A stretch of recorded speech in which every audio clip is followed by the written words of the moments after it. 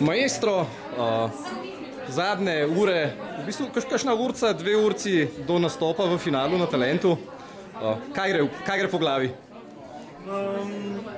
Zaenkrat še popravki izpred vaj, zdaj pa malo prišel adrenalin. Ja? Kaj to pomeni, da koliko 4 tedne ste imeli, če ne celo 5 za trenirati, ni bilo zadost? Ne, bilo je zadost, ampak mogli smo se nekako spoznati z odrom, videti kako funkcionirajo luči, kako funkcionira odr, koliko drsi, koliko ne, koliko se lahko premikamo, koliko ne, tako naprej. Kot vaše adute naštevajo prvič ples, zelo očitno, in drugič lepota.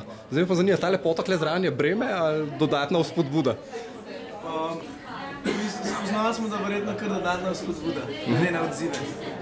Z vami v finalu še ena plesna skupina, samo ena mogoče, glede na to, da je 7 pevskih nastopov.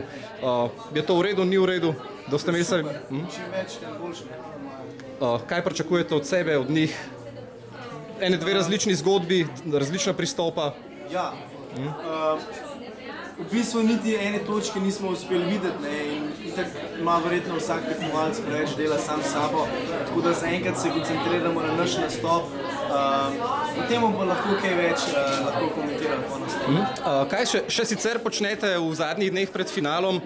To je tak fajn cajt, poleg finala Talenta je finale šole, finale plesnih tekmovanj, državna prvenstva.